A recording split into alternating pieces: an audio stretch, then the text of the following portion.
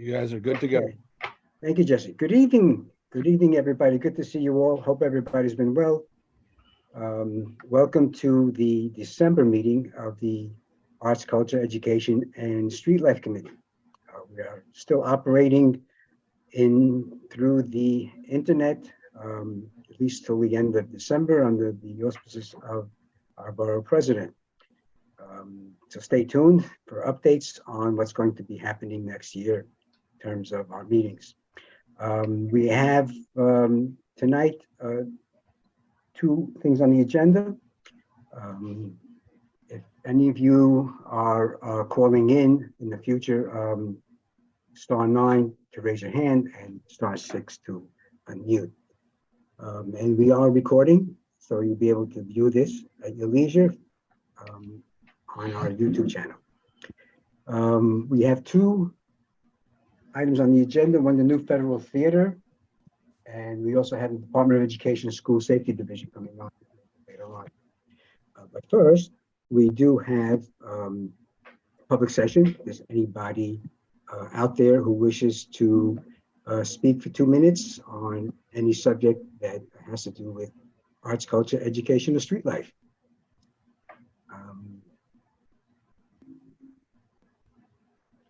Don't see any hands raised. Don't see anybody attendees. So let's just jump to it. I don't know who's going to kick this off for the new federal theater on 42nd Street. Randy, are you? I believe I'll let Elizabeth get us started, and then. Sorry. All right, cool. All right, Elizabeth, welcome. Welcome. Introduce yourself, and we're here to listen to you. Thank you. Thank you for coming. Hello, I'm Elizabeth Van Dyke. I am currently the producing artistic director of New Federal Theater, and with me is Woody King Jr., the founder of New Federal Theater. Randy Barry is on our team. Claude Winfield is our co-chair. Thank you so very much for having us. We are grateful. New Federal Theater was started in 1970, founded by Woody King Jr. It had been for many, many years at Henry Street Settlement, and then moved to the All Stars Project on 42nd Street. It was founded because there was no place for us in the American theater. So Woody King provided this place, telling stories, producing stories, training minorities and women of color, and integrating us into the mainstream of the American theater. And it is nearly 53 years old. In 2021, it received a Tony Award honoree for theater, for excellence in theater, and for Woody King's body of work. We've just received awards for a play called Gangnam's Legacy recently, and we continue to produce and work to thrive. We have spawned many great playwrights, J.E. Franklin, Ntozake Shange, Emira Baraka, Ed Bullens, great directors, great actors and actresses, Felicia Rashad, the late Chad Boseman, Denzel Washington, LaTanya Richardson, Samuel L. Jackson, and the list goes on. David Henry Wang as a playwright, and the list goes on. Our space at 543 had been closed with the COVID pandemic. And during that time, All Stars realized the costs and the burdens of owning a building, and that building is now up for sale. And that means that New Federal Theater is in need of a home. And it's a perfect opportunity for us to acquire that space as a performing arts center for other minority groups and be rooted in the community in Midtown Manhattan. So that's about it in an abbreviated version. So, hi everybody, I'm Randy. I'm the Executive Director of Indie Space. I've met a bunch of you multiple times in these community board meetings. We work with a lot of arts organizations that are in your district, and we're so pleased to be here with New Federal Theater. We've been working with New Federal for a couple of years, exploring space opportunities, and when we became aware of the building being up for sale, we jumped at this opportunity to preserve an institution, a Black cultural institution in permanent space in their community board. There are no other properties on 42nd Street that are owned by a Black theater company. And we think that this would be an unbelievable historic opportunity to solidify this institution and to provide space for other arts organizations that are serving artists of color in the city.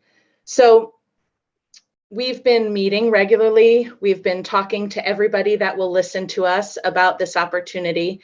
And we wanted to start, here as we're going through the process with the city and the state and our council person and our borough president. We hope to find support from the community board to help us on our journey of trying to figure out how to take down such a pretty massive project. So I don't know, right now, just so you know, the All Stars project is nearly 40,000 square feet. There are 3 theaters already built out in the space. There's ancillary space, rehearsal space, meeting space, office space, and it's turnkey and ready to go. The project has been up, on the market since the beginning of November, I think, although they've been like kind of quietly shopping it around to people for some time before that. And we're just hoping to preserve this as a theater. There's only a handful of uses as far as we're concerned for this space. We'd like it to stay a theater, and we'd like it to stay New Federal Theater as they've been operating there for so long. Did I miss something, Elizabeth? Anything on the building? I don't think so. I don't think you I don't have. think so either. Good. One quick question. I'll let you go on with your presentation. How much are they shopping this theater around for? So mid-teens is what they've said, right? Mid-teens. So mid-teens, yeah. With a few zeros. Yeah, mid-teens with a few zeros.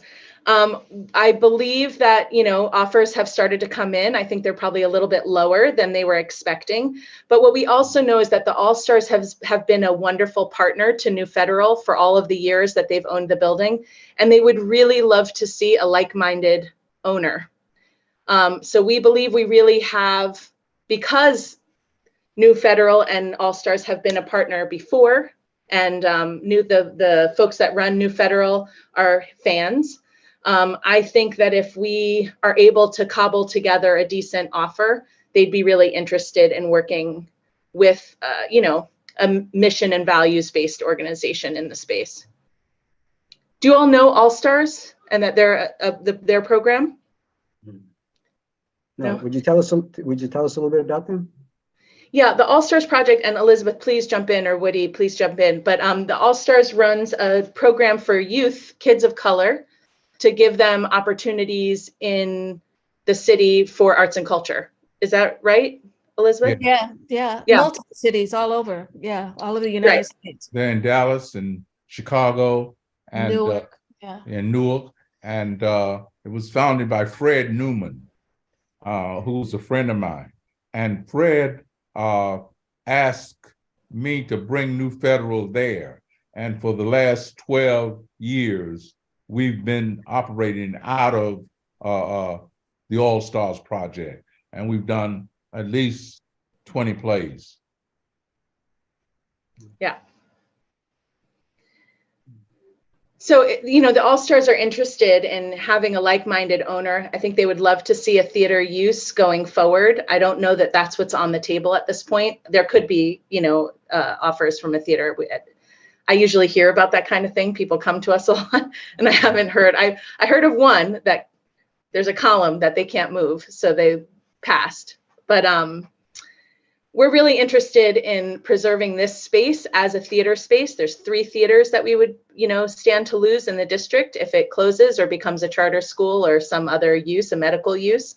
But most importantly, we're interested in preserving the legacy of New Federal Theater, which deserves space and stability in space. So to me, that's as much the proposition here as the actual real estate is.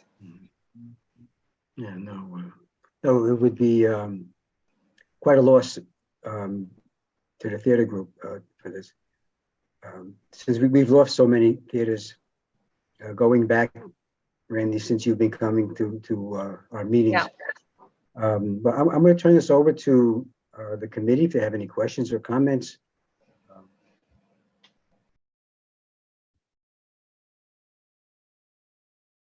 Matt. Thanks, Ellen. Hi, Randy. Hi, Elizabeth. Hi, Woody. Nice to meet you both. This sounds like a great opportunity for you all. I was just curious, the building, I'm not terribly familiar with it. So I was just wondering, is it all theater? It looks like a pretty big building. I was just on Google Street looking it up. So is it all theater space? Is there anything else in the above floors that would be utilized by you all, or just how is it currently used? Is it strictly theater space currently? It's a commercial. That's the intended use moving forward? It's a commercial condo at the bottom of the building. The All Stars project owns the ground floor, the mezzanine, and the lower level, which makes up almost 40,000 square feet. Up above are apartments. Oh. And those are, so in the apartments, would they stay as part of the building? Yes, the apartments stay. This is a totally separate condo. We'd be purchasing just the condo that included the theaters. And the theaters have been operational in this space for a number of years and work very well with the condos up above. There's like a good relationship there. And they've been operating for quite a bit of time there. That's great. Thank you. Mm-hmm. So we've already met with the commissioner, DCLA, and we would like the DCLA is very supportive. There's a lot of work that we have to do to put concrete plans in place in terms of acquisition, in terms of operation, and of course, programming. Years and years ago, New Federal Theater, we did produce 6 to 12 plays a year, a season, plus having workshops, plus having a summer program for youth, plus panels, and so on. So we are familiar with prolific programming. It was just at a different time. The costs were quite different. So we fast forward till 2023 and increasing that programming, increasing the infrastructure, and where we would really need your support is supporting us doing this, becoming an ally to us doing this, and helping us in any way that you can, which may be writing a letter of support for us, just becoming an advocate for New Federal Theater to acquire that space, operate that space, keep that space, program that space for ourselves and for others in the seat of Midtown Manhattan. So that is what we're asking of you today, asking of you eventually, but to begin that relationship with you so you know who we are, a little bit of who we are, and we'll tell you more and more and more. Randy, Woody, Claude, anybody have anything to add? Well, I don't know if any of you know about the history of New Federal Theater, the awards we've won, everything from the Kennedy Center Award to the Drama Critics Circle Award, to the Drama Desk Award, to 3 Obie Awards, to 25 Adelco Awards. I don't know if you know. All you have to do is Google us and it will come up. But we've been around and we've been unbelievably prolific. And that's where our focus was and still is. And the brilliant actors who come out of New Federal Theater, who won Academy Awards, Tony Awards, Emmys. Mm-hmm. And I think that would help you in deciding whether to support us. Well, I think you've convinced us to that, that's for sure. You know, what we basically do is, as you're suggesting, is write letters to particular agencies and persons in government.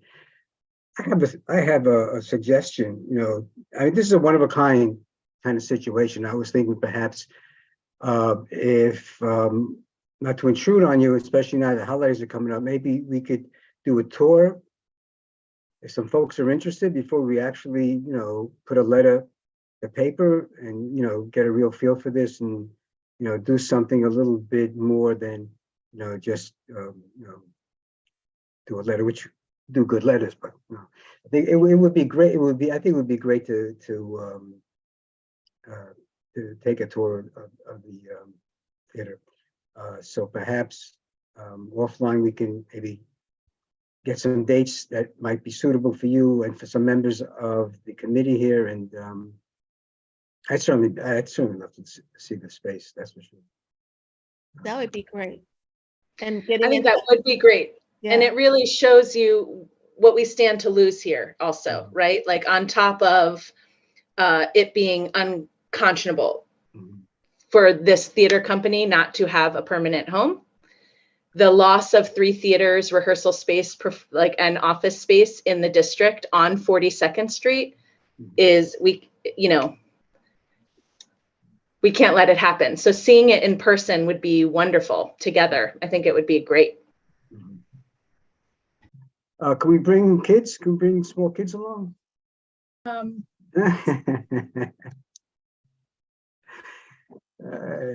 Jesse. That was my question, actually, and I'll defer. I didn't see other hands up, so I'll certainly defer to the committee members. Was that I know that there's other theaters, and I just wasn't sure if there was similar interests in those other theater organizations to either do the same thing that you guys are looking to do or partner with you all to try to do what you're trying to do. And I would just say in terms of timing, and we can certainly, if Elizabeth and Randy and the team is open to having a tour, we can certainly schedule that between now and the full board. I just wouldn't want that to unless there's a feeling from the committee, shouldn't stop a vote of support if that's something you guys are still interested in doing tonight. I'm saying, but thank you, Jesse. Well, we don't Maria? know. We don't know Sorry. other organizations, theater groups have been to you to talk about this space. Well, I guess my question was, I wasn't sure if I thought there was another theater group in that building. No, there are no other theaters no other theater you. groups in the building. I had mentioned one of the arts organizations we consult with, because we consult with many, not just New Federal, actually brought us the project, but it didn't work for them. Oh, so no, I misunderstood. Yeah. I thought there was another existing theater group in that building with you all. Never mind. I misunderstood. You Got it. might be thinking of Castillo, which is under the umbrella of All Stars. Okay. So it's one and the same. Yeah. Got it. Mhm. Maria? No? Okay. Josephine. No, it's, I think Maria had something to say, but Oh, that's what I thought, but I I thought was she saying wasn't. Josephine. She had her hand up first, and I'm drinking water. No, I thought you had your, okay. Okay. Right. Thank you so much, Thank you. Elizabeth and Woody, for being here. I am familiar with so many of the plays that Woody has produced, and it's really an honor to have you here. And of course, you know, I mean, we will vote on this later, but you know, you have at least my full support, and I would love to see you all remain where you are. I'm just trying to get Randy a few more details on how this actually works. Like, who would this letter go to? Is it the Federal Theater that's actually going to be providing the financing to purchase this place, or how? Just could you give us a little more detail so we would know what direction to how to write this letter if we were to write it? Our goal is to have Department of Cultural Affairs and the EDC help us with the acquisition of this project, fully owned by New Federal Theater, deeded for the support of New Federal Theater and Black Theater in New York City in perpetuity. That would be our goal. And the letter of support, we're thinking we're going to meet with Eric Botcher, we're going to meet with the borough president, we're going to meet with other folks at EDC and the Department of Cultural Affairs. And I think all of those conversations would be bolstered by a letter from the community board saying, we want this, we don't want this organization to leave our district, you know? So I think that the letter, we could do specific ones. You know, that's up to you all, how you would prefer to handle it. But those are the groups that we're hoping to meet with now. And it's the Department of Cultural Affairs is responded very, very positively. But they asked us, how'd the community board feel? We said, we're on the calendar. You know, I was like, we'll tell you how they feel. But, you know, they wanted to know how the community board felt. And I'm sure Eric Botcher is going to want to know, the council person is going to want to know how the community board feels. So we just think knowing we have you in our court will help us in this conversation. We really need the Department of Cultural Affairs to help us to step up in order for an acquisition to be possible, whether they end up purchasing it all outright and leasing it to New Federal Theater for $1 a year for 99 years. We love those leases. So, or having New Federal, I'd really love to see a Black theater company on the deed, right? That to me, it's meaningful. It's especially meaningful on 42nd Street amongst all these white institutions, right?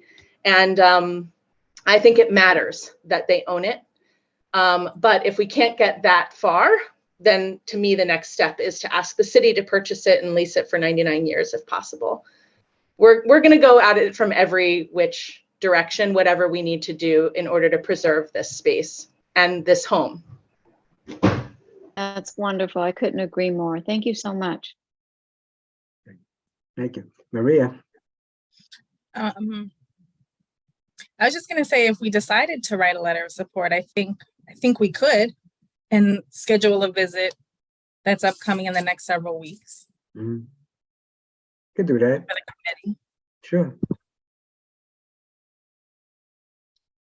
So who's going to make a motion? To So we need a motion. Well, let me just say, Okay.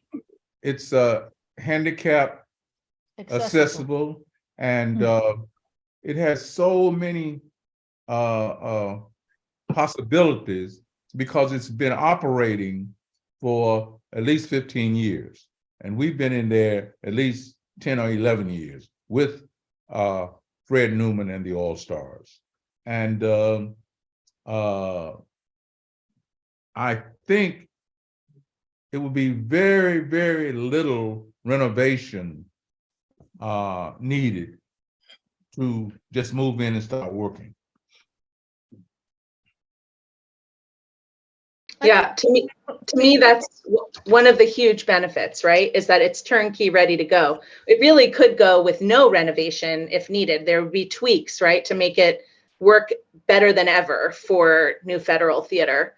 But it's, to me, one of the benefits. We really were looking for acquisition funding from the city, which, you know, they do, but there's no official program for that. So we have some bits and pieces we need to navigate. They generally fund capital for renovations and improvements and equipment. We're pushing them on acquisition. All right, cool. Leslie? Thank you, everyone, for coming to present. Randy, I just have a question on the other side of it. If to write a letter of support, is there anything that you see that are obstacles that you're encountering that maybe we should address? You know what I mean? Like to be a little proactive, like a reason why they don't want to do this or a reason why you see like there might be obstacles, because then we can address that in the letter to maybe be a little proactive. I don't, if there is any, I don't know. Well, there are going to be a Except number for of the money, obstacles. obviously. Except for the money. There's like a $14 million obstacle that right now, but I'm yeah. not even like, I think we need to swing for the fences here. I think that this is the moment to do this. I think that if we don't swing for the fences, we're all going to regret it. But the time sensitivity is an obstacle here, right? Like the building is already on the market. They've already entertained offers. So if you could speak to that, right? Some of the urgency around the timing, that would probably be very helpful for us. I truly believe if we see a path forward, a real path forward, which I know is going to be with the Department of Cultural Affairs and the Economic Development Corp.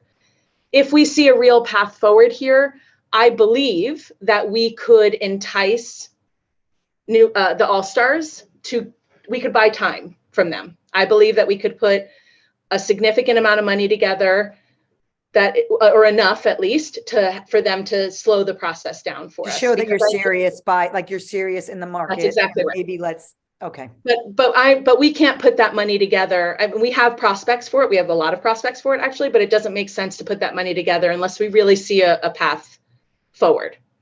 And then I don't want to think this way because this is how I operate, but in the event that we are not the purchasers of this property, we need a new home for New Federal Theater, and it should be in this community board. This is where they've been. This is where they belong. So in the event that it is not this property, we're going to come right back to you and we're going to say, help us find them a permanent space in your district. This would be a huge loss to this community. But let's focus on this first. This is my, we've been working on this goal for a bit. And so I would say the obstacle, aside from obviously the big number, is our timing.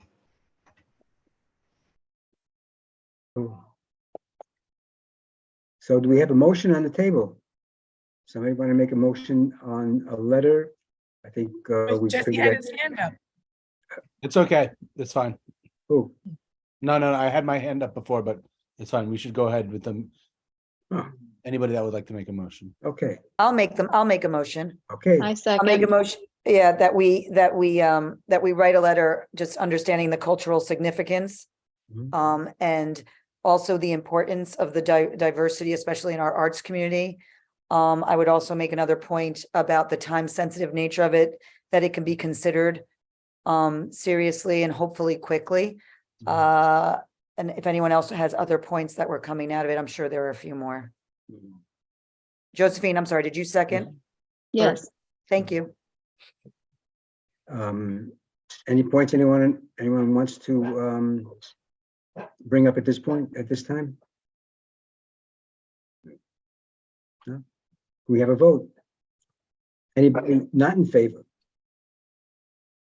Anybody here who is present but not Eligible.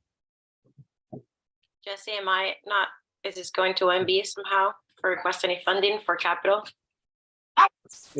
It is. See, right? It's not being directed to OMB. I think we're addressing it to cultural affairs. So, but yeah, they're the ones who end up making it. Well, I would say they're OMB doesn't hold all the cards, Sabrina.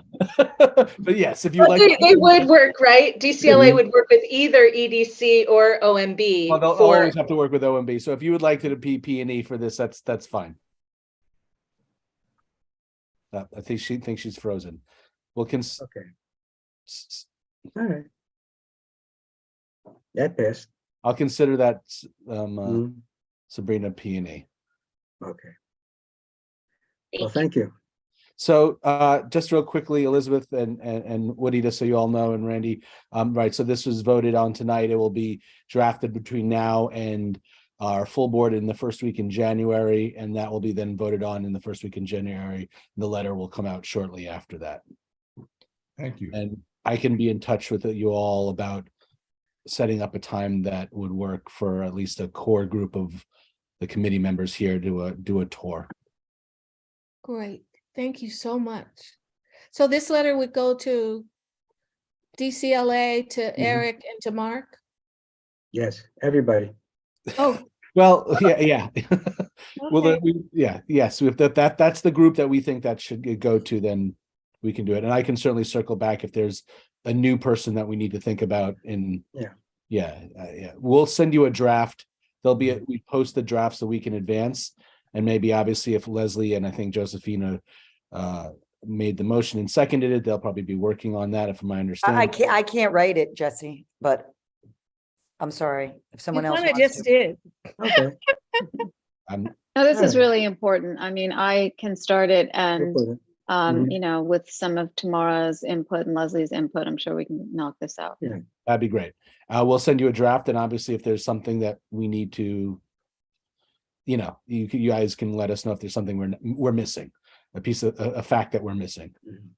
Yeah, Randy, I may be following up with you with some other questions just to have as much detail in the letter as I can, just about, you know, the facts of how we're looking for this to happen.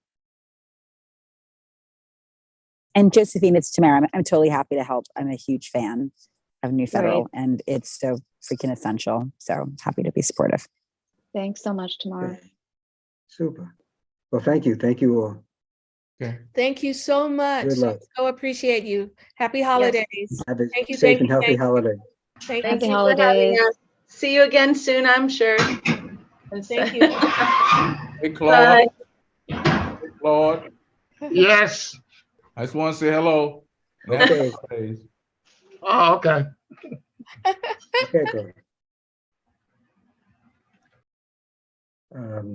So moving on, I don't know if is school safety here yet? No, they're not joining us. They couldn't join us until 7:30. So Okay. All right. So maybe maybe we'll do some. cleaning we can do in between now and then. I can bring my dog out, you know, put my new little one on my lap. I can't put my old one on my lap anymore. So maybe we just follow up on some old business and take care of that, and a little bit of news what's happening uptown in Hell's Kitchen. Charlie brought something to our attention earlier today. So we were going to follow up with the controller on the busing story. I don't know how many of you had an opportunity to watch the committee hearings. I found it very interesting. I found the public part of the meeting actually much more interesting than what I heard from the administration. Which didn't say a lot, but they might not have been prepared well enough. So basically, you know, we sent around a draft earlier, short and sweet, really asking for an analysis from the controller's office, which they normally do in an audit. What the controller had done, which Matt was kind enough to share with us, was a report just checking on DOE's obligation to fulfill the statute that they signed on to that was passed back in, I think, 2019 about providing data, a lot of which is still kind of murky, I think, from what I gathered from listening. But basically what we're asking for is an audit, analysis. How is OPT operating? What faults are they finding? What positives they're finding? And also the possibility of expanding the nice bus service from its current use. And is it feasible at this point in time, given the financial straits of the city, cutbacks, is it really feasible for DOE to take over busing as some of the other larger cities? So open up to some suggestions. I think your letter should be just short and sweet, just the controller may be in the process of doing that as we speak. We could maybe find out beforehand. So, any comments on this busing thing and a request to the controller's office?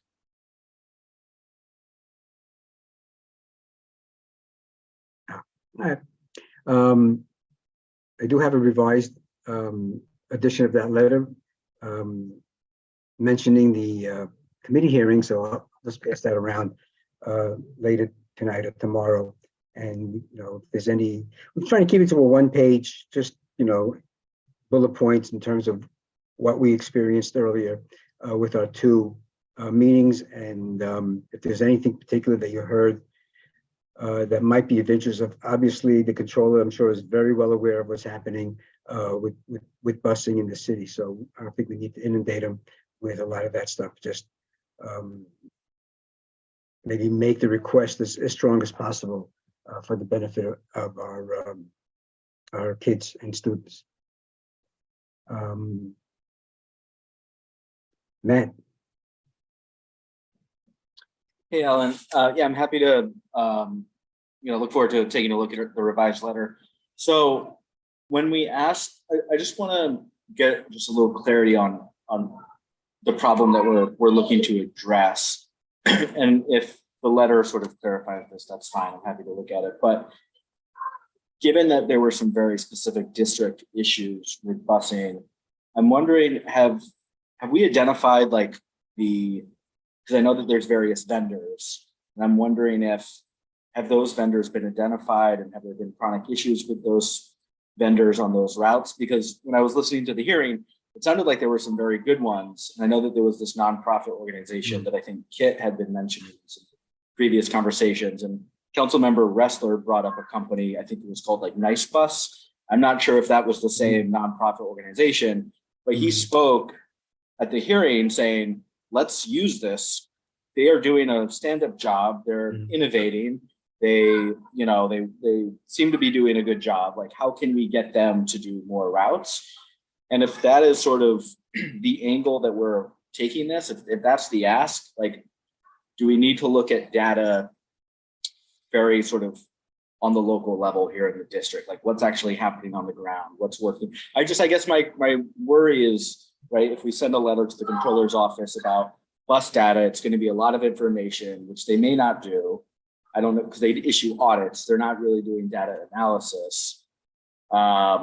So I just want to be very clear on what the ask is here. And it sounded like there was an ask of looking at this vendor that seemed to be doing a good job, and how do we get them to continue to do that job that they're doing here in MCB4. So I guess that's what I just want to make sure we're addressing the problems, and we have a solution that we're offering. Right. Kid? Yeah, I just want to quickly say that Nice Bus is the nonprofit that I was referring to, and it's a little bit of a convoluted relationship where Nice Bus is technically a nonprofit and technically not a subsidiary or a department of the DOE or anything affiliated with the DOE, but that's basically how they are operating, the way that other cities have a school bus company that is part of the school system. And so I think, yes, we do want to do all those things you said, Matt. The one footnote I would add in is my personal preference would be to say that actually all of the vendors who are providing quality service should see their number of routes increased. I think the problem is on a scale where not one vendor, Nice Bus or anybody else, is actually going to make meaningful progress on it very quickly, just given the complexity and how many students are taking the buses to school in a district the size of ours. Yeah, so I don't think we're asking the controller to analyze the data. And, he just, the report was basically that did they check all the boxes? Report. Did they answer all the questions, that whole list of questions that they're supposed to answer? That was the report. What we're asking, as you mentioned, is for him to do an audit, as he does for all the other as the controller's office does for other agencies, in terms of how they're operating, where they find shortfalls. I don't know if sometimes they make recommendations to try to fix the problems that they see in there. So it's really just to do, as you mentioned, an audit analysis of the agency.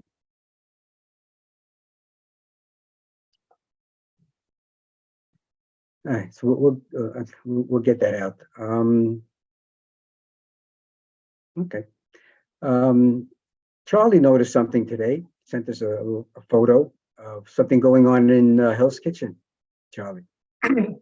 Yeah. There you go. Hey, there it is. There it Yeah, is. this has been on my mind for several months because there are these big orange wooden boxes with the company name Highland on them. This is at 10th Avenue between 53rd and 54th, but I believe there's 2 or 3 on 9th Avenue. I'm going to do a better job of walking around and sort of documenting where they are. But this is some sort of contractor that works in telecom. It might have something to do with Lake NYC based on their website, but curious if any of you guys know this contractor. And they seem to be this is like almost a sinkhole. I think it was a former tree bed, I guess. But there's just a number of spots where there's like half done work and like caution tape that's been out for 6 months. And it just looks, it's an eyesore. And I'm curious what the story is and if we can get them to finish their work and take their trash home.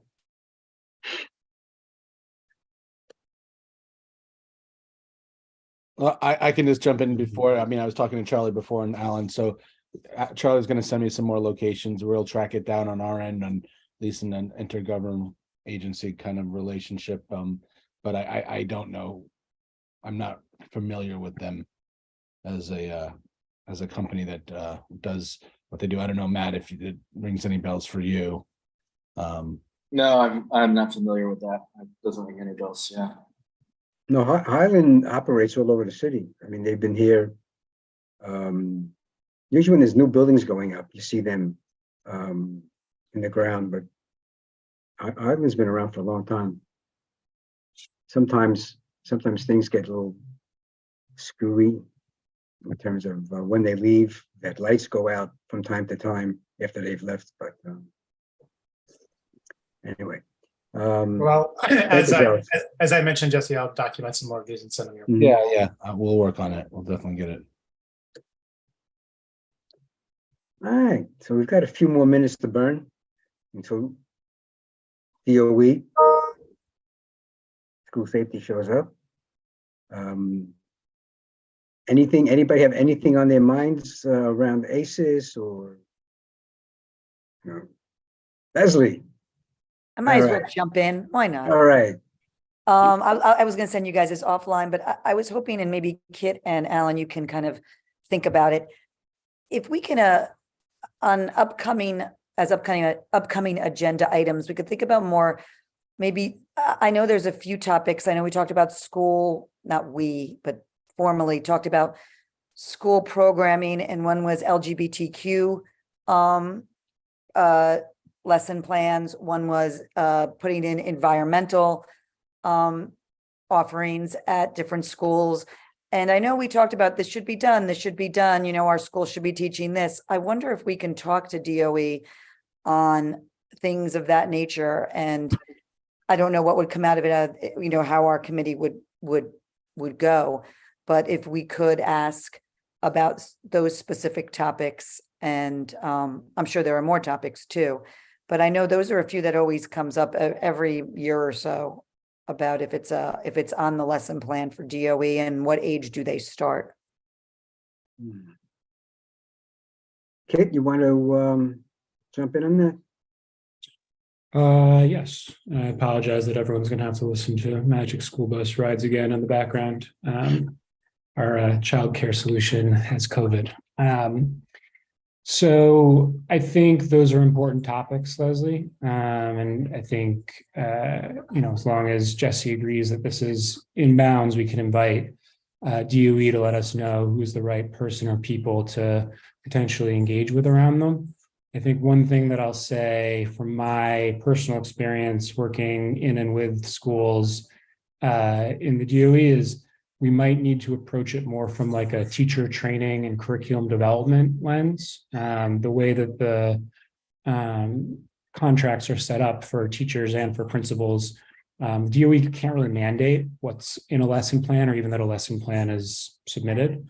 But they do have the opportunity to say things like, we're going to write a curriculum. And at one point they were planning to write a curriculum that they named Mosaic, which now has been repurposed and is going to be in a different sort of scope and focus than it was originally envisioned. And they do have the opportunity to provide professional development to teachers, principals, and everyone else that can cover how would you, thoughtfully incorporate those topics into the instruction that students are receiving. And so I think that's a long-winded way of saying, like, yeah, I think we should talk about it, and we should probably get more concrete about what the ask is, taking into account what they have control over and what they don't really, if that makes sense.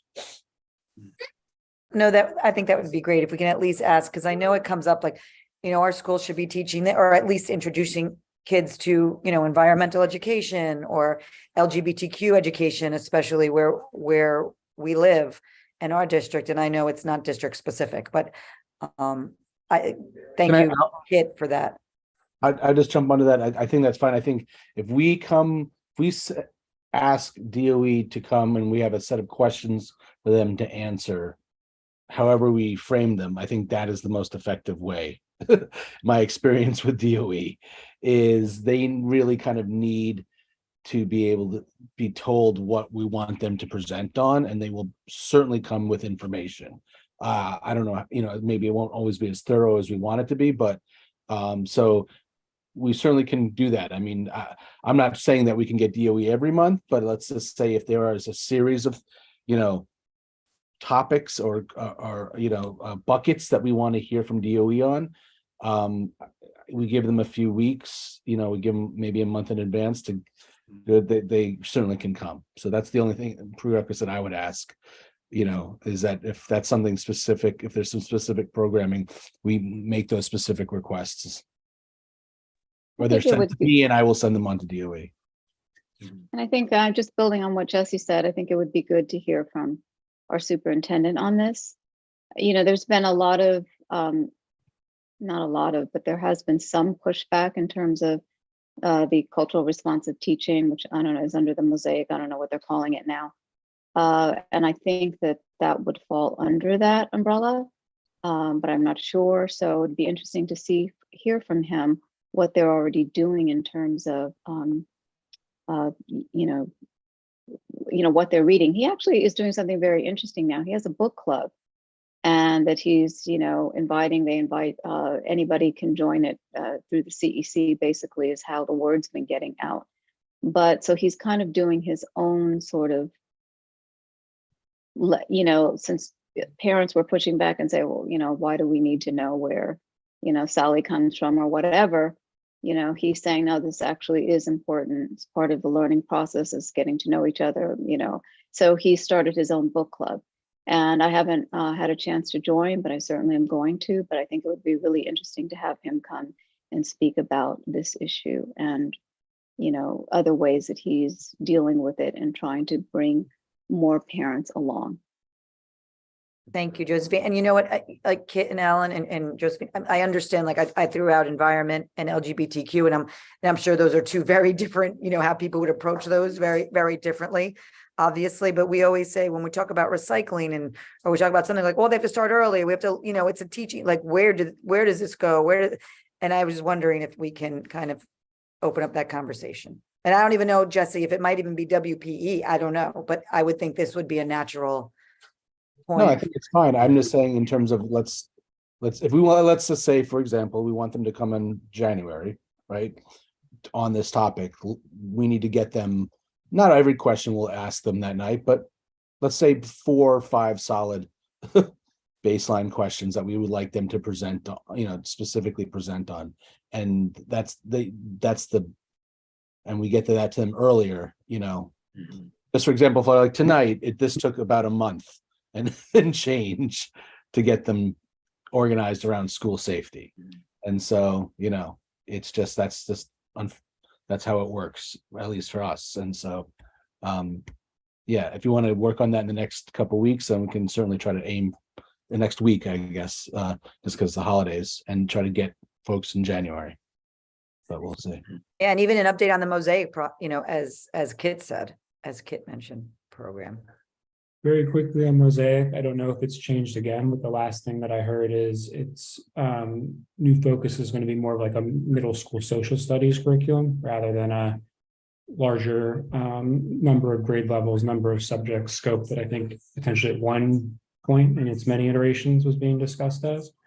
And then Leslie, do you want to sort of draft a couple of questions and send them around Sure. to the education group? We can workshop them and send them over to Jesse. I think to Josephine's point, inviting Kelly is like a great starting point, and then asking him if there's other folks from Central or from his team that it makes sense to have come as well. I think, some of the questions we're going to ask, there's no one person or role that is only responsible for the answer. And so there's potentially like it will be helpful to hear from Kelly. I think he's the best person to hopefully hear from, but there might be questions that would also be healthy to hear from Central on. Okay, great. No, I'll do that. And then I'll run it by you guys and you can add or subtract. Thank you. Hi, Lev.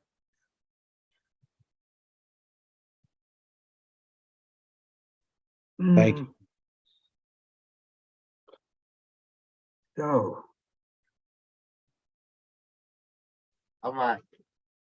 Jesse Gabriel was just asking about your son and saying, remember when he was a baby and he used to cry during the meeting? Since we have some time, it's really fun. I was thinking about Gabriel today because we went to a tour of the Bayview building. And the last time I was in the Bayview building, it was Gabriel and you were there with us, if you remember that. And I have this great photo. I don't think I have it anymore, but of Gabriel on the top roof where the basketball hoops and the cage was and everything. So yeah, it made me think about him. That was like 6 years. I need that picture. Thank you. I don't remember. I have to track it down. Okay, thanks. Yeah. this was a baby building? Bayview building. Oh, Bayview building. Yeah, the old former women's prison. Yeah. Siemens Well, building. So That's getting some action now. Yep. Yeah, about time. About time. They're going to hold another tour, No, probably not another tour, but they're coming to Chelsea Land Use on Wednesday to present ESD, and then sorry, I don't know if that noise is making it through to the speaker. And then they're coming. The same presentation will be at Housing the day after. So if anybody's interested in learning about what's going to happen there, you should definitely take a look.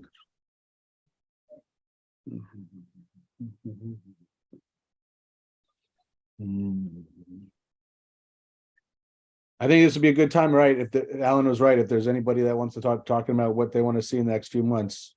Get it out now. Out now. Start planning. 2023 is going to be a big year, I think. There's one thing I thought about, which we used to do, and I think it just sort of we fell out, is that it's not that hard to do, is we used to send a follow-up letter to the council member with our education, for specifically mostly our education requests from our budget needs. So I think that's always a good thing, because it's good to be on record. I think even though we are on record in the budget statement of district needs, that's a gigantic document that some people read and some people don't. But if we're sending a letter, because all of the requests kind of were outstanding requests specifically from the superintendent or directly from principals who we reached out to. So and they're unfunded. So when does the response come back from the city?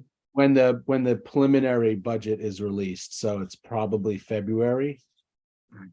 But I know that, tell me if I'm wrong, Matt, that I believe the process in terms of talking about funding again happens sooner, for I think from the council member to the principals. I think they start talking about it in January, right? I mean, Yeah. in terms of Reso-A stuff and all of that. So I think it, would be good maybe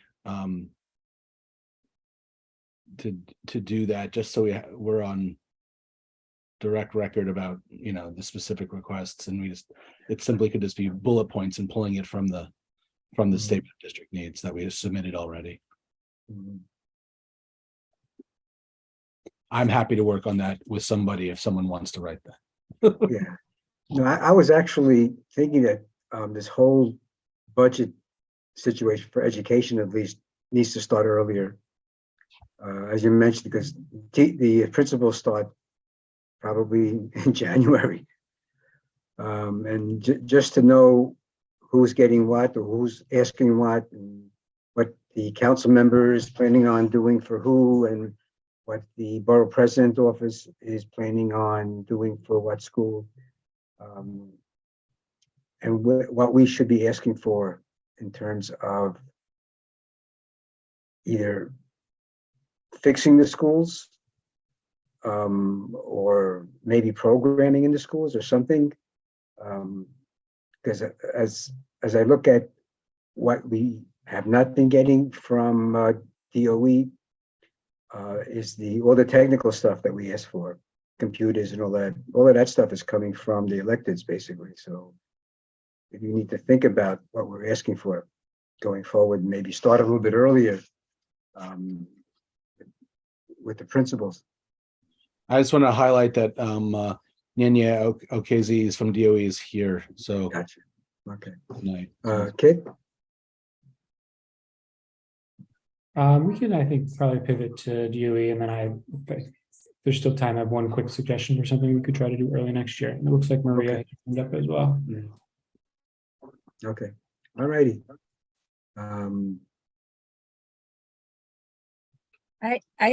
Alan, I just had my hand up, excuse me, because I was going to ask about students in temporary housing. I think the last time we had an update about that, maybe I'm wrong. I feel like we were in person. It's a couple of years ago, probably before. This was up in the theater. The last time we had an update, I think we were up in that theater that we were meeting. I forget the lady's name who came with Iris Burston. And there was a gentleman there who the might director. Have been the director. Yeah. So I was thinking maybe we can have an update about that also, because thinking about all the asylum seekers that are in the community and how they've been impacted. I forgot the name of, I forgot what they're called. Community schooling or something. I don't know. Kit would know, or Jesse. But having them come would be good. I mean, if that's something we want, that I can certainly reach out to Iris, see if she's willing to come. All right. Got a thumbs up from Kit, so that sounds good. Okay. And we do have two other groups: Street Life, Arts and Culture. I'm gonna get you guys in here also. So, okay, let's turn this over to DOE. Who do we have? Actually, I'm still waiting for Mark to join. Good evening, everyone. Okay. Oh, okay.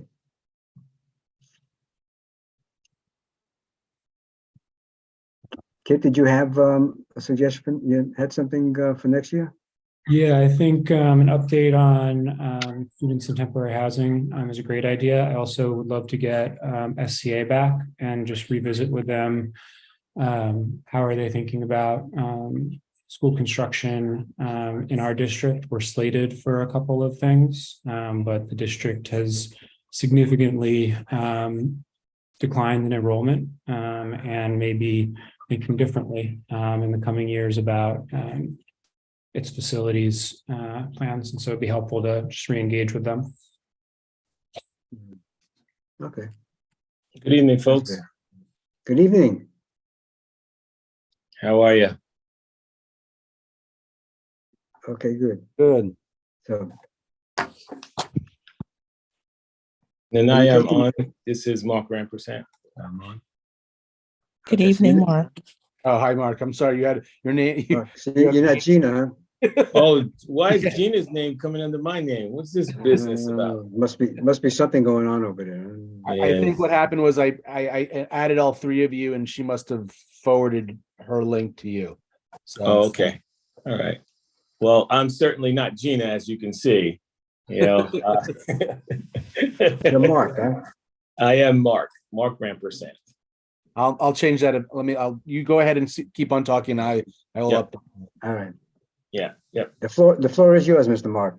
So yeah, I mean, you know, first of all, thank you for the invitation. I appreciate the opportunity to talk with you this evening. So please, in advance, I ask for your apologies in advance if I kind of screw up which meeting I'm in this evening. I've been in 3 so far, in a matter of an hour and a half. So I've been asked to come here a little bit to talk about safe passage, safe corridor transitioning, door locking systems, and school safety agents. Concerns regarding school safety agents. So I'll talk to you in that order. And if I'm moving relatively quickly, please don't hesitate to interrupt me. I am thick-skinned in that respect. So one of the primary, at least in the discussions that I've been a part of to sort of prepare for tonight's conversation, was really there was some interest in talking about door locking systems, and in particular having our school doors locked. So let me talk to you a little bit about what we've done so far in that respective area. In light of some of the unfortunate incidents that have transpired throughout our school, throughout our country, and some of our rural states, if you will.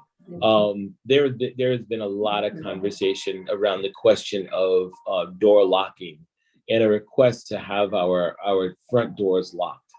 And after various planning meetings with other stakeholders such as the NYPD, FDNY, our IT people, partners in OEM, Division of School Safety, as well as the Department of Education, we worked aggressively over the course of the summer to really come up with a viable solution to locking the front doors of our schools. And what we've come up with is we've worked with various vendors, one in particular who has created a prototype that we think meets the expectations of not only the NYPD, not only school system, but for the Department of Education as well. This system answers the questions that our first responders have around being able to access the front door of our schools in the event of an active shooter situation or a situation that will prevent the school safety agent from having access to the front door. And this system is a remote system that will allow not only the agent to allow access from their workstation, it will allow our first responders to have key fob access as well, key punch access to the building so they can have non-delayed access in the event of an actual emergency. So currently we are testing the prototype at about 5 schools around the city, 1 in every borough. And we are going to get input from the principal and other stakeholders around what they think about this particular system. The NYPD, again, has weighed in, and the company has met all the specs as recommended by our partners in our first responders, if you will. And we believe that we have a prototype that will work for the school system. We are currently having conversations internal DOE, about the funding source in order to make this come to fruition. Once that is in fact the case, and this prototype proves to be the one that we need and want for our school system, we are going to start the process of the installation of this door locking system. And that installation process will be scaled by starting with our elementary schools, first and foremost. Elementary schools specifically because they have only 1 school safety agent in place. And this system will allow for the agent to have real access control of the visitors seeking to do business in our schools, and in some cases seeking to do harm. So that's pretty much where we are with that. The start time has not been established yet We're still working with OMB and other budgetary stakeholders to allow for the funding to be transitioned from one project to another in order to get this program off the ground and installations happening. We chose one school per borough so that our superintendents and CEC and other members can go and see the system in its true form, and hopefully all agree that this is what we need for our front doors. And I will say without any hesitation that while many of us think that this is a great idea, there are so many stakeholders who speak against it. And the stakeholders who speak against it say things like, these are schools, these are not fortresses. They should be accessible to the community. What are you going to do when a young person is running back to the school as a safe haven, as we've trained them to do, and there's a delay for them to gain entry to the building, right? They said things like, you know, the AED is in the school building, and we've had various issues of car accidents happening, and an AED needed to provide aid to a person who was in a bad way, right? And we heard this loud and clear. We've had various cases where young people ran back to the school for safe haven. We've had domestic violence incidents occur where a young lady is running into the building for shelter and support from the school community. We've heard and we've visited and we've seen all of this. But we've also saw cases where the gunman ran into the building and killed numbers of children and adults as well. And there is no right, wrong answer to this. This is really about thinking about ways by which we can continue to ensure safety and security in our buildings using technology as our first stop. So this is really an ongoing conversation, and one that is not easy for any one of us, but it is definitely one that is on the forefront of the minds and thinking of the chancellor as well the mayor. And so that's pretty much where we are with the door locking system. We are currently trying out the prototype. We've gotten positive reviews from the school community, even parents who signed on to say this is a great idea.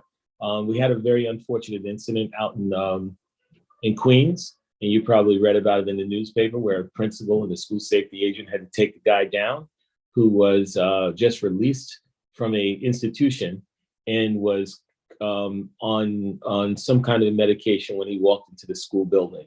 We don't believe that he had any ill intentions, but he did try to bypass the school safety agent and make his way into the building. He still had his band on his arm from where he was just released. And that's how we know he was just released from the institution, which is down the block from the school. And that's not what we want to happen in our school buildings. Many of our elementary schools in particular, only have one school safety agent. And thankfully, we had a principal who was supportive enough and responded quickly, and he was able to help the agent bring this individual down safely. And I don't want that to be our reality in any of our schools. And we want to be able to use technology to help fortify our school buildings. We want to look at, and we continue to look at, technology and other innovative ways by which we can help secure our schools. And I can tell you, when one thinks about whose responsibility it is to ensure safety and security in our schools, I say with no level of uncertainty, it's all of our responsibilities. I constantly get asked the question every night that I'm out speaking to find people like yourself. What is the Department of Education doing about safety and security in schools? What are you doing, is what they say.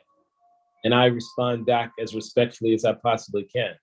And I say, well, what are we doing, right? Because this is a we responsibility. It's the responsibility of the community to keep the community safe, right? We constantly hear about this conversation of it taking a village, right, to raise a child. Well, this is a call to our village, right? This is our community stakeholders. This is our merchants, right? Merchants, our clergy. When things are happening outside, we want people to say something. We also want you to do something, right? And if there are people lingering around the school to try to gain access or cause harm to our young people, we want the community to stand up. We want them to say something, stand up and be counted. Let us know what's happening, right? Our partners in the NYPD and our partners in the school safety division who work really, really hard to help the community, and we get it. Not enough of them. We don't need, people to stand on the sideline to tell us about what's broken. We need to hear solutions about ways by which we can fix it. And I know that there's a resolution that was shared that speaks to all of these respective issues. But I say to you this, right? The resolution is great. Let's all roll our sleeves up, put our shoulders against the wheel, and let's make this thing come to fruition. There's one of the areas that is pointed out in the resolution is more school safety agents, at least a second school safety agent in every elementary school. You are preaching to the choir. I agree with you 110%, but making that come to reality is not the ability of the Department of Education. It's a City of New York conversation to be had. One of the things that I'm not sure if you're aware of is that's the wage of a school safety agent. In a city where the average rent is between $2,000 and $3,000, and in some cases, depending on the borough, even $5,000. We have school safety agents with an incoming wage of $34,000. $34,000.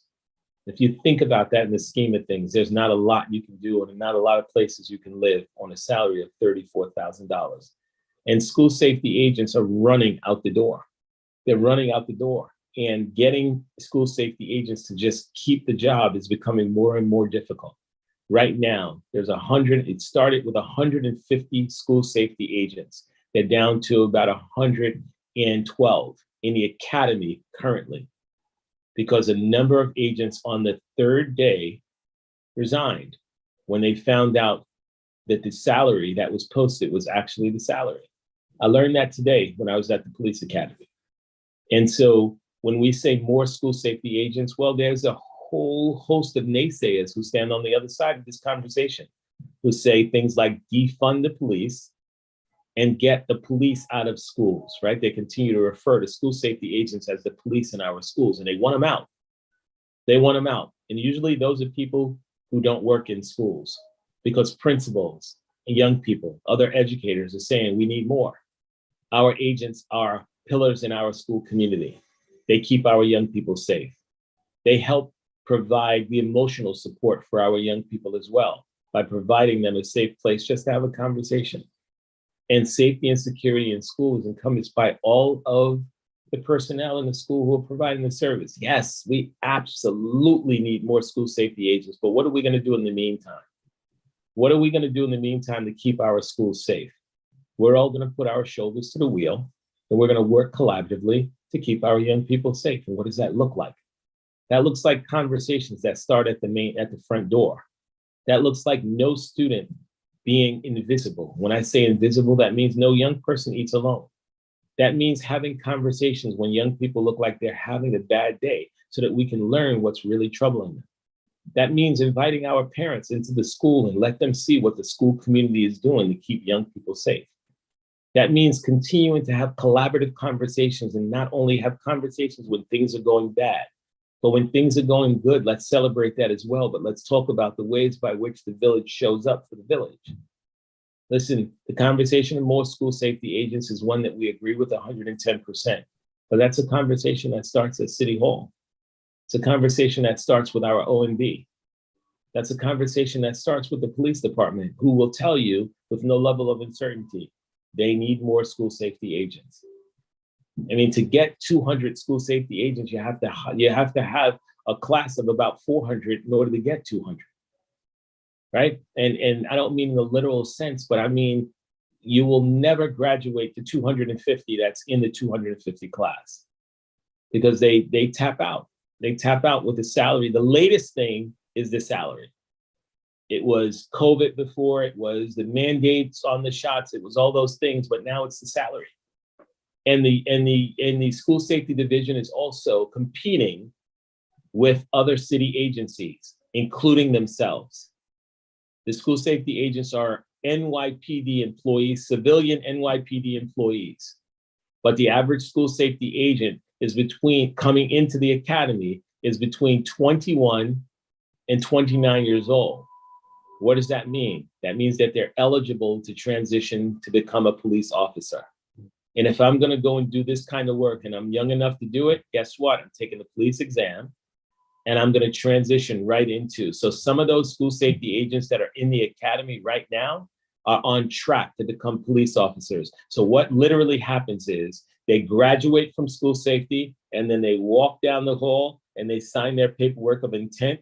And in January, they swear into the police department. So they'll never make it into our schools. They'll never make it into our schools. And I know that you didn't invite me here today to hear me tell you more about our problems.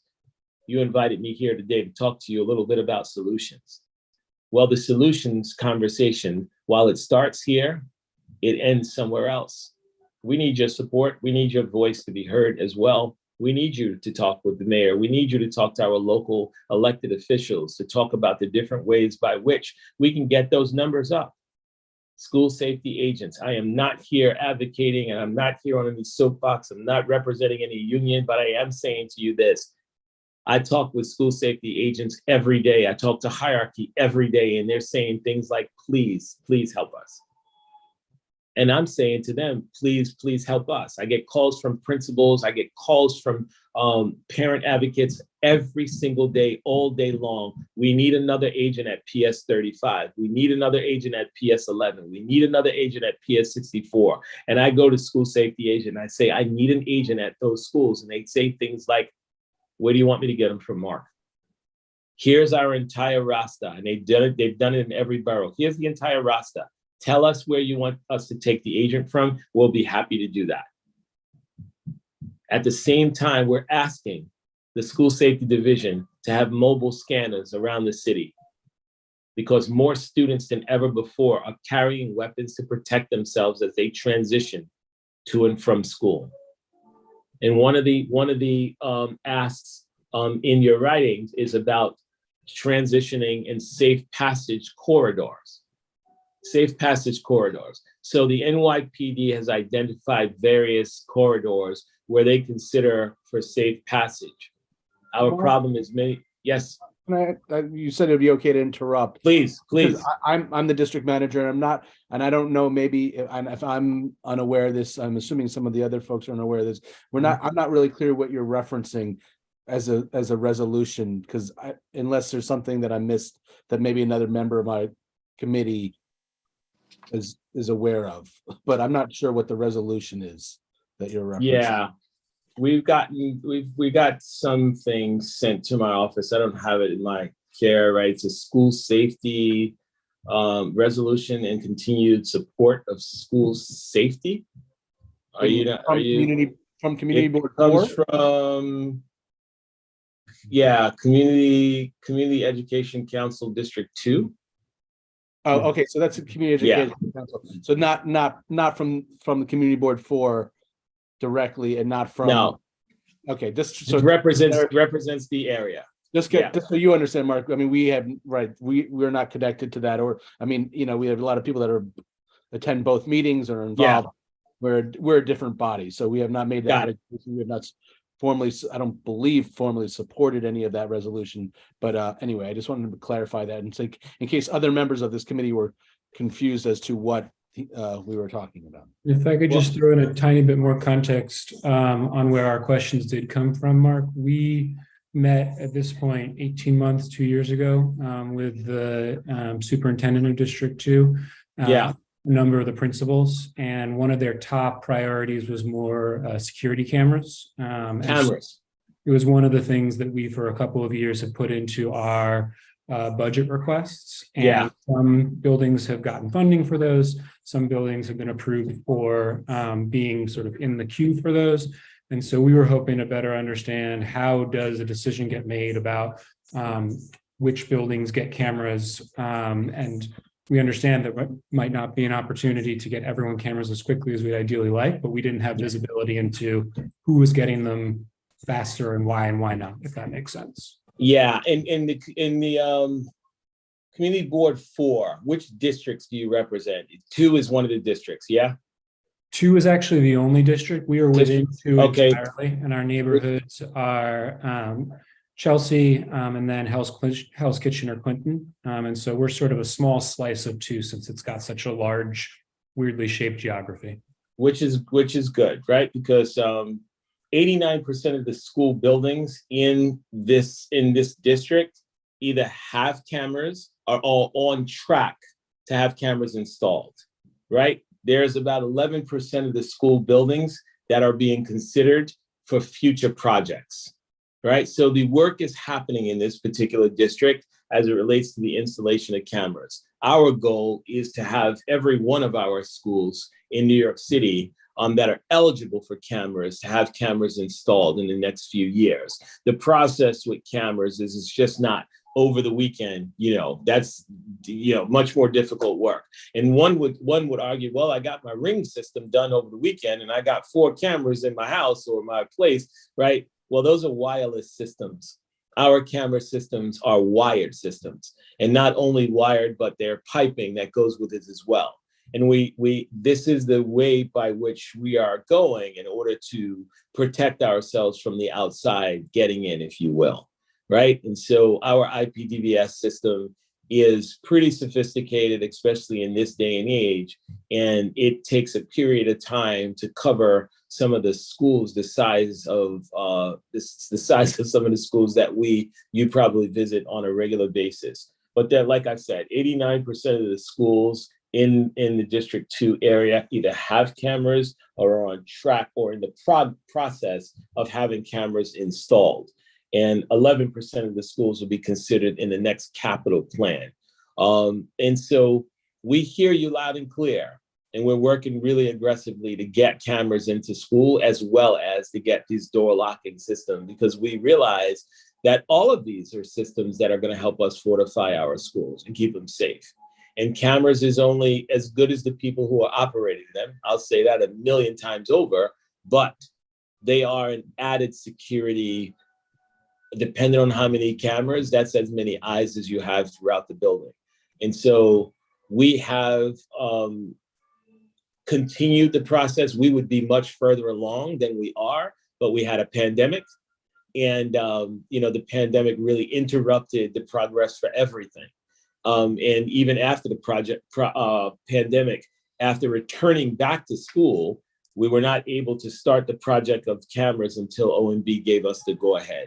And it's only been a few months since we've gotten that go-ahead to do the installation of cameras, and we have aggressively hit the floor. We have multiple projects going on in different parts of the city at the same time, right? And long gone the day of only the cameras being installed in schools that were having the incidents, right? And for me, taking this role, for me, every school deserves to have cameras in them, right? In any particular order, right? Our elementary schools, while have the minimum number of the smallest number of incidents as compared to middle and high schools, that shouldn't be a penalty for them not to get the cameras in the buildings, right? So the tiered approach to do this work really it is all schools in all areas that are eligible. And I continue to say eligible because we have some leased spaces that are not eligible. We have schools on college campuses and office buildings and so forth that don't qualify for the IPDVS program. But we are really working aggressively to get as many cameras in. And in the new capital plan, we are planning to ask for more funding to ensure that we reach 100% of our schools. So I hope that answered your question.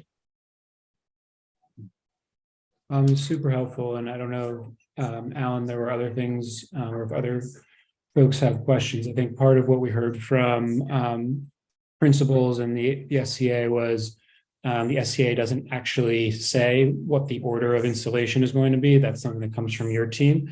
That is correct. And to better understand why some schools are moving through the process more quickly than others. It seemed like whatever the system is, high schools are more prioritized than elementary schools, which there's likely a good explanation for, but we didn't have visibility into what the rationale was.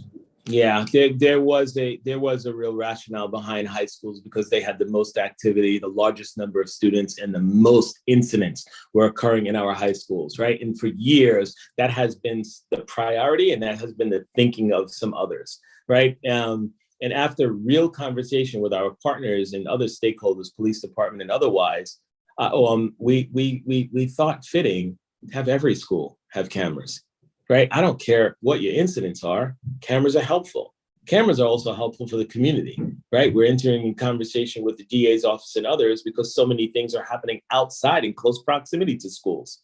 Our schools are going into sheltering and lockdowns on a regular basis because of, all kinds of different things happening in and around schools. So the rationale, at least for my thinking now, is that all schools get cameras, right? And so it's like I said, a tiered approach for me. Now I'm starting with our elementary, since many of our high schools either have them or were in the process of getting them.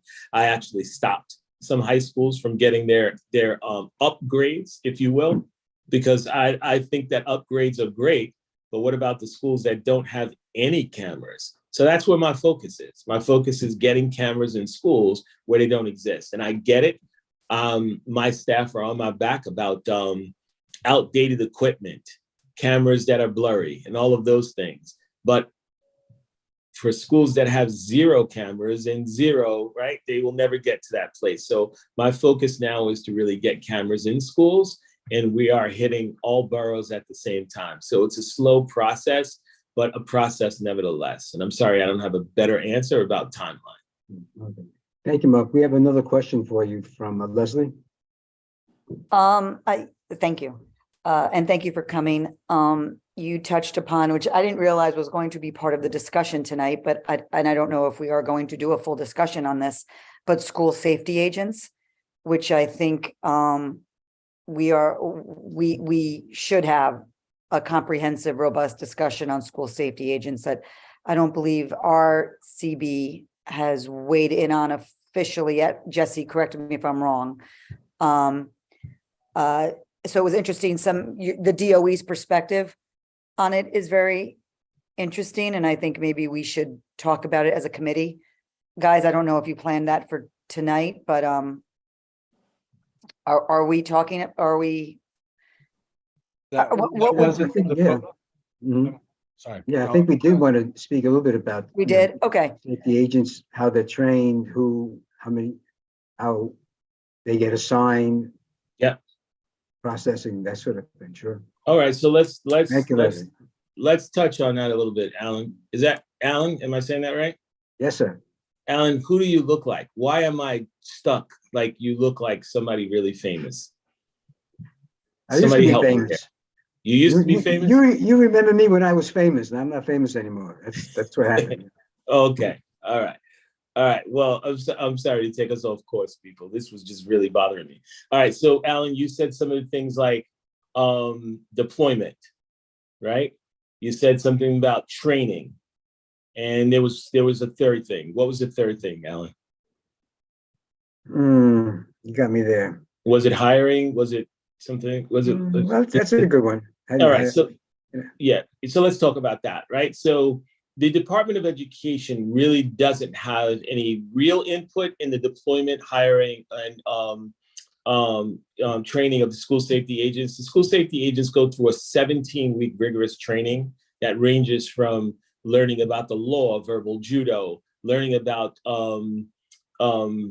emergency readiness, emergency support, working with our special needs students and population. Out of the 17 weeks of training, the Department of Education gets 2 weeks where DOE staff, content area specialists in special ed, emergency readiness, school governance, collaborative problem solving, just to name a few, where the DOEs gets 2 weeks in with the school safety agents. As it relates to overall deployment, school safety agents are not deployed to schools, they're deployed to their local command, of which there are 11 of throughout the city. They're assigned to a command, and in that command, they are literally assigned to a precinct.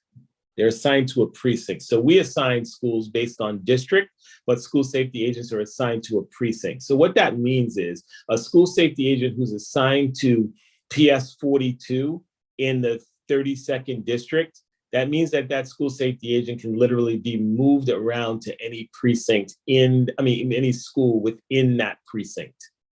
right? So they don't have an assignment where they're assigned to stay at a school for 20 years, but that could in fact be the case.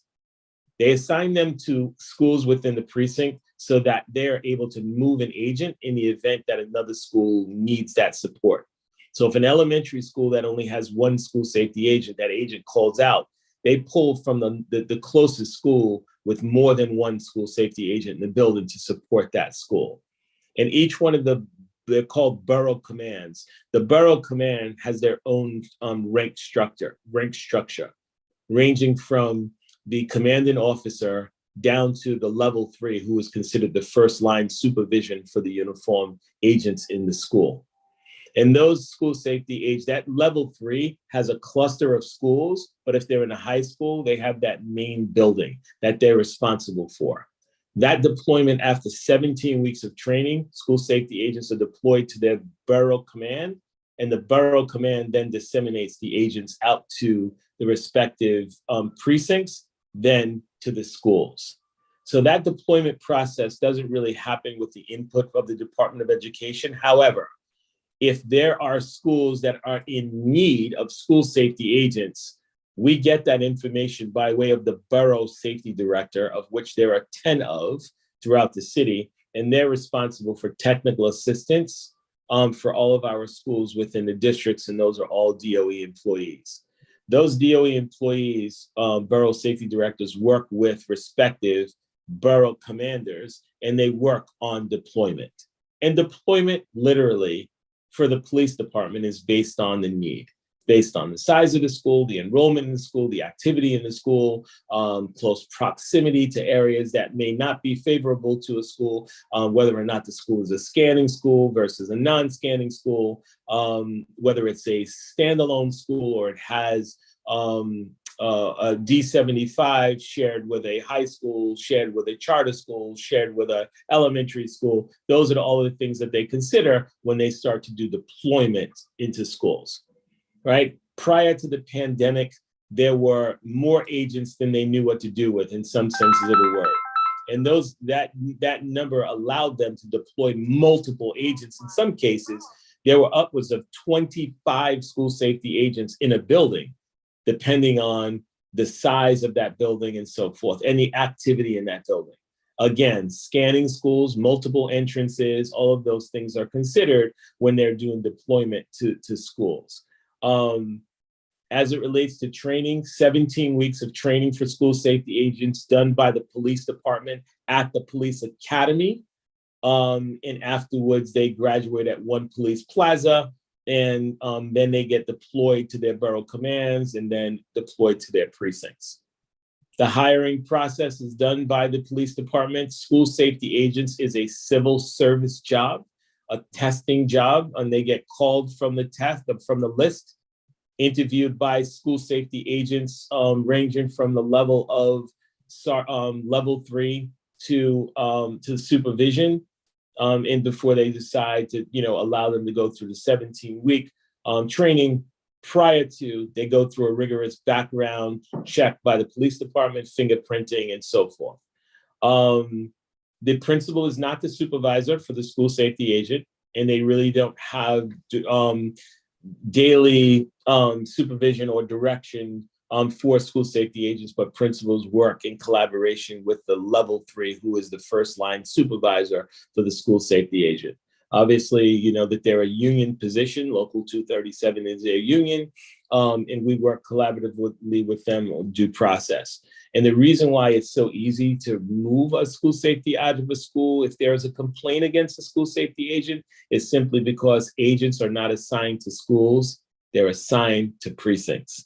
Right. And so when we have a problem and there's a disagreement or an allegation of a school safety agent and a student school safety agent with a staff member, it's easy for us to move them the following day because, and I say things like us because we work collaboratively. We work in lockstep with the NYPD and school safety division. We advocate on a daily basis for agents to be assigned to a school. And if there's a need for an agent in the school, we work aggressively to try and make that come to fruition. But in their current state, it's more difficult to make that happen than it was prior. And that's because they are losing school safety agents like nobody's business. They're also retiring earlier. They're opting to go to other agencies. And some of them are opting to just merely resign because they can't work on this wage. Mark, let me ask you a question. Sure. I think prior to the pandemic, there was talk about shifting school safety out of NYPD and back into DOE, where they were many years ago, and there were problems there. Could you comment on that in terms of what you feel is the best course of action for school safety agents? And is the possibility of them going back to DOE, does that have something to do with retention and hiring? So I don't know if you could comment on that, but I mean, I'll comment on it, but I will keep my personal opinion out of it. Is that fair enough? Sure. Yeah. So there was huge conversation. It was a little bit more than conversation about transitioning school safety agents back to the Department of Education. For various reasons, many stakeholders thought that it would not be a good idea, and others thought that it would be a great idea.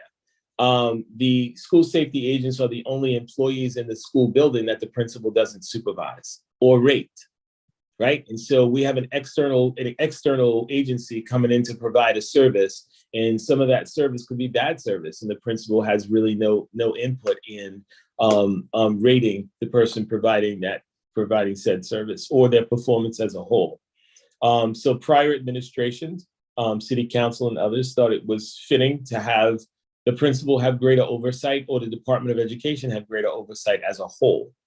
Well, some work went into that. A pandemic happened and new administration came in.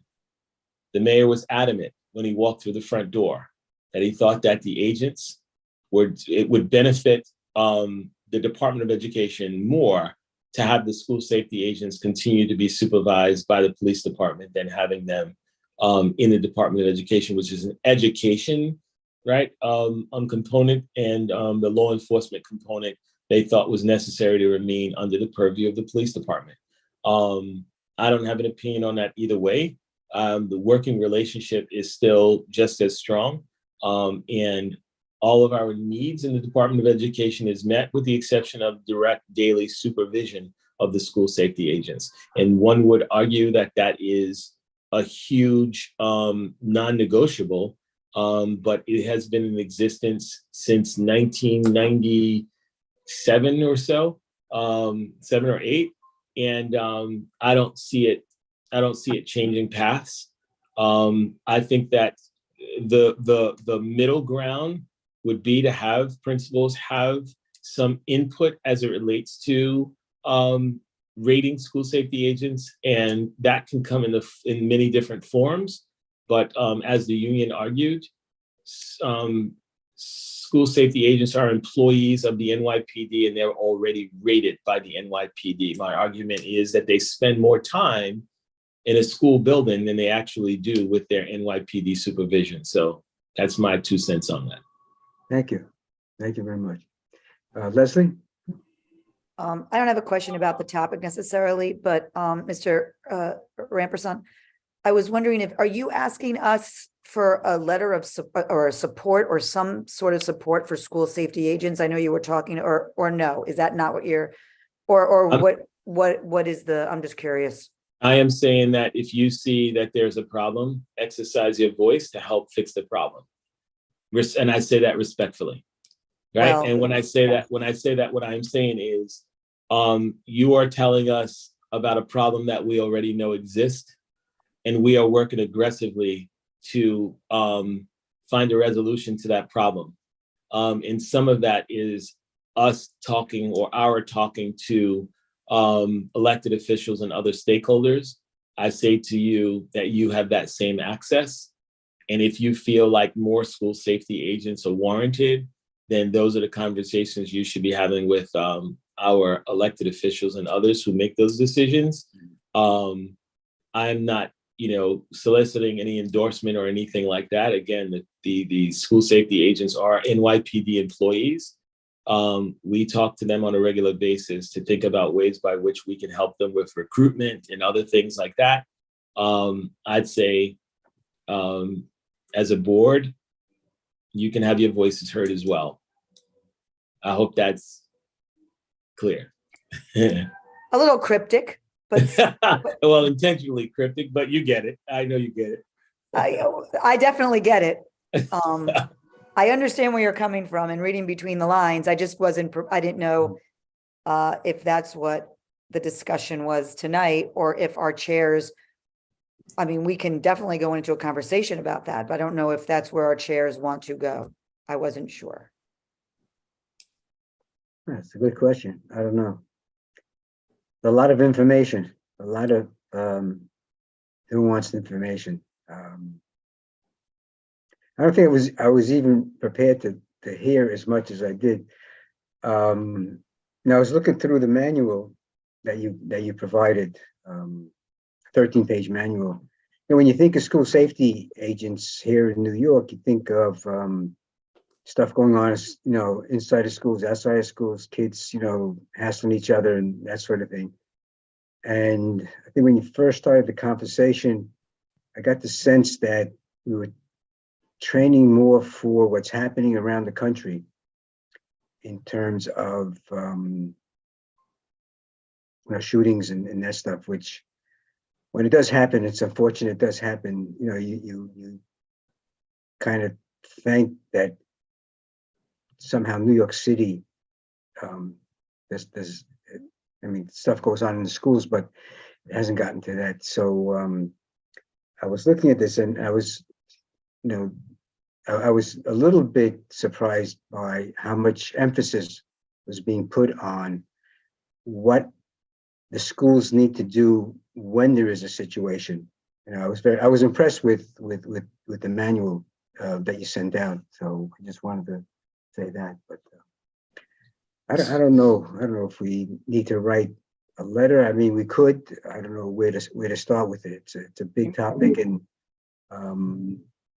yes, sir. Yes. Yeah, I was just going to say, I think the focus. I'm sorry, Kit. You jumped up mute for a second. I assumed you wanted to talk, but might be helpful to hear what you were about to say, and then I might jump back in. I think. Sure. I was going to say, I think the school safety agent we really were focused. Our request was to talk about cameras and doors, and I think Mark provided a lot of information on cameras and doors tonight. I think obviously the school safety agent plays a major role, but I don't know if that was particularly what we were looking to learn about. So we certainly learned a lot. Doesn't mean we need to make a recommendation tonight. If we want to continue to talk about this, we can. I don't have on the tip of my fingers the resolution that Mark is speaking of. We can certainly take a look at it more and get a chance for everybody to take a look at it and maybe come back to it if we want to sort of, now that we've heard kind of DOE's perspective, we can look at the resolution if that's something we want to do. But I also want to be respectful. I know Mark, we agreed 7:30 to 8:30, and it sounds like Mark has been on calls all night. So I also don't want to feel like we're endless here. And just so everybody else is clear, what Alan is referencing is I just had dropped in the code of conduct and district-wide safety plan report that is on the DOE website, that to sort of give some background to all of this. So that's what Alan was referring to, I think. That's all I was going to say. Okay. Yeah. That's helpful, Jesse. And I see Leslie has her hand up again. I think in my mind, the goal of tonight was to have a presentation, which thank you so much, Mark, and your team for coming and speaking with us, and to what Alan and Jesse have said, sharing so much information. It really was very helpful and connected a lot of the dots in questions we've had for some time. So we do appreciate that. And then potentially January or February, it might be good for us to revisit this and have a discussion when more people have had a chance to do things like review the code of conduct. If there's additional reading that we should be doing as a committee, revisit sort of some of the things that have been in the news, both recently and in the long term. But Leslie, it is your and anyone's prerogative to make a motion to write a letter at any point. So if that's something that you want to suggest tonight, I think that's very much in bounds. I don't want to make a motion necessarily to write a letter, but I do want to, I mean, there might be some people on this call, I don't know, I could be wrong, but it seems like we're going around, I guess in summary, and I think parents who have kids in school are very aware of this situation, as Mark said, is that there was a push to get rid of school safety agents, and it came in the wake of the George Floyd murder, and it really pushed the DOE to the edge here of like, what are we going to do? There was a push, A, to get rid of school safety agents, B, maybe if we don't get rid of them, to move them under DOE control, which the DOE, Mark, correct me if I'm wrong, necessarily did not want to do. They wanted to keep it as it was. I don't know that for sure. That's what was talked about. So it's been a very big conversation in the city, and I'm quite surprised that we haven't weighed in on it at all or touched upon it, but that's okay. You know, it is what it is. From the parents' point of view, for the most part, not all parents, of course, but talking with PTAs, it was pretty unanimous that they love their school safety agents. They want to keep their school safety agents. And it was a little bit of a back and forth in the early days. Again, Mark, correct me if I'm wrong, of the early days of parents who were had a lived experience, you know, kind of in a hot debate with what was a topical experience, you know, what was topical. And I'm not saying everyone, I think there are parents who would agree, you know, they don't want, you know, they would not want school safety agents. I think that's valid as well. But I'm just laying out there that this was a big deal. And in a personal experience, I know when I was at my daughter was at PS 33, we did have, Alan, a shooter threat. It wasn't a credible one. But it was a person who came in and said he was going to shoot up the school or shoot up a kid's parent or I forget what the threat was. And they shut down the entrances, and the school safety agents kind of jumped into action there. So anyway, I just wanted to put that out there because I don't know if the topic has been such a hot button topic in the last 6 to 9 months, maybe as it was at the beginning, but I know we haven't waited on it. But I know a lot of parents were asking for bodies to weigh in on it. So I will not make a motion tonight because it might be a very lengthy and robust discussion. And I don't think anyone was prepared for it. I could be wrong. I certainly wasn't, but my antenna went up, Mark, when you were explaining all of the, all the bullet points. So I wasn't exactly sure. That's why I wanted to defer to the chairs, but I just wanted to give that, I guess, a little bit of that background that I think most people are familiar with, but just in case. Thank you, Leslie. So, Mark, thank you very much. This was quite an interesting conversation.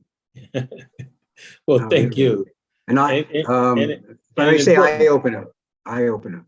Definitely eye-opening and an important conversation. And, nobody ever wants to think about the level of training that needs to go into training our school staff or training school safety agents for an active shooter situation. But it's better to be equipped and not need it, right? Right. Than need it and not be equipped, right? So we are working aggressively in becoming more proactive and trying to remain with the times, the unfortunate times, to ensure that people are trained to keep young people safe. So I appreciate the opportunity to share this space with all of you, like people. And I appreciate any opportunity to come back later in the year to talk about whether it's the progress that was made or other hot topics that may be shared with you by parents in the community or principals who you're talking to in your travels. And we're always open to have those conversations. So thank you for allowing me to share this space with you. And I hope that if I don't get to talk to you, you all have an amazing, super fantastic holiday season. Thank you. Thank you, Mark. So folks, so any last words? I would like to, Tamara, I just wanted to see Tamara's here. to point out the performance that is going on at the shed, a straight line crazy. I was, Carl and I were there the other night.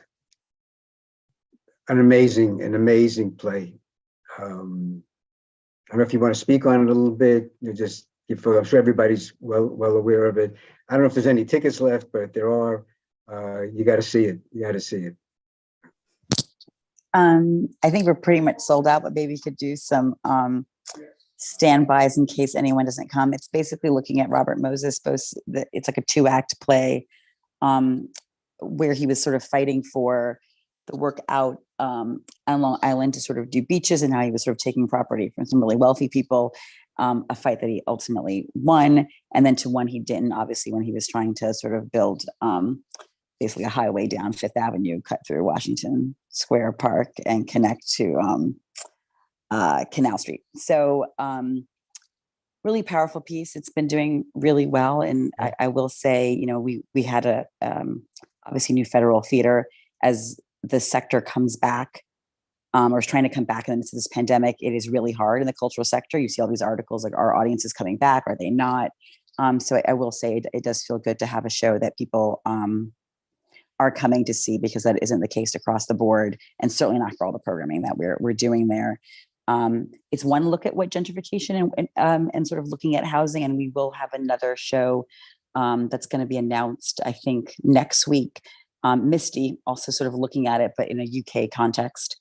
So I'll definitely make sure to give you guys information about it, because it's a way of looking at sort of urban planning, but through an artistic lens, but allowing us to have important conversations and using art as kind of a way to get into these tough conversations. So thanks, Alan.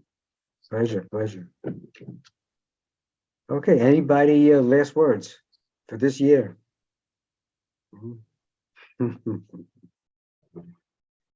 Okay, so we got a letter coming out. Feel free to send in any suggestions, thoughts for 2023. Maybe set up some group meetings, individual group meetings, sometimes after the holiday, maybe it might help. But other than that, I wish you all a wonderful holiday, you know, and stay safe. Wear your mask. Kit, any last words? No? No, thanks everybody for your engagement and contributions in 2022, and we'll be right back at it in 2023. Happy holidays. And thank you, Jesse. Thank you for everything. I'm making the time to do this. I just need a motion. Motion to adjourn. There you go. There you go, Charles.